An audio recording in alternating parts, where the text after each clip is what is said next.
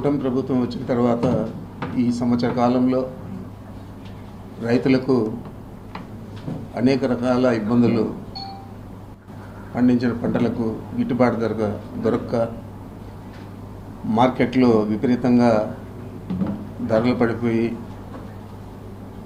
పండించిన ప్యాడీ దగ్గర నుంచి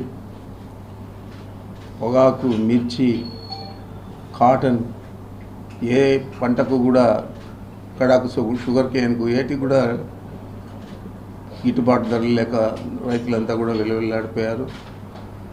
ఆ సందర్భంగా జగన్మోహన్ రెడ్డి గారు మిర్చి రైతులు కానీ, కాటన్ రైతులు కానీ, పొగాకు రైతులు కానీ అందరినీ కూడా పరామర్శించిన విషయాన్ని మీకు ప్రత్యేకంగా చెప్పనక్కర్లేదు.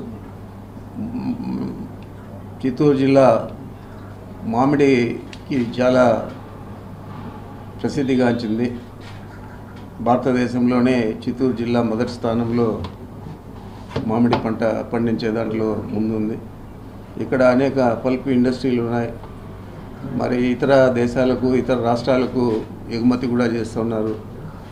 కానీ ఈరోజు ఏదైతే తోతాపురి వెరైటీ ఉందో పల్పుకు వాడే పంట, దాన్ని కనీసం మీరు తీసుకోండి, ఎప్పుడైనా ఇవ్వండి డబ్బులు అంటే కూడా ఇచ్చే పరిస్థితి లేకుండా రైతులు చాలా ఇబ్బంది పడుతూ ఉన్నారు. మీరు కన్నా చూస్తే రోడ్ సైడ్ అంతా కూడా దాదాపు 100 ట్రాక్టర్ల మామిడి అంతా కూడా దామల చెరువు నుంచి కల్లూరుకు పోయే దారిలో చూస్తే రోడ్ సైడ్ అంతా కూడా పోసేయడం జరిగింది. మరి మేము ఈ పంటకు గిట్టుబాటు ధర కావాలా అని అడిగినా కానీ ప్రభుత్వం ఏదో తూతూ మంత్రంగా 4 రూపాయలు ప్రతి కేజీకి ఇస్తామని చెప్పి రైతులకు చెప్పడం జరిగింది. ఇంతవరకు 1 రూపాయి కూడా ఎక్కడ కూడా వేయలేదు. మరి ఇస్తుందా ఇవ్వదా అనేది కూడా ప్రశ్నార్థకం.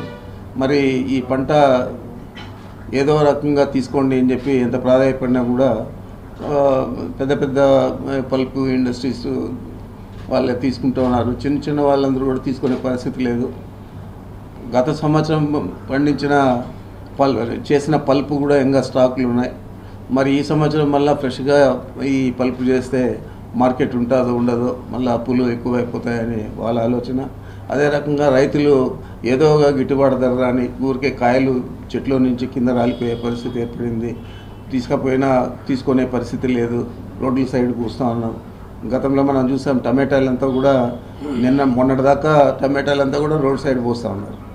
మొన్నటి నుంచి ఈరోజు కొద్దిగా పండించిన పంటకు గిట్టుబాటు ధర వచ్చే విధంగా కొంచెం రేటు పెరిగింది కాబట్టి టమాటా రైతులు ఊపిరి పీల్చుకుంటూ ఉన్నారు.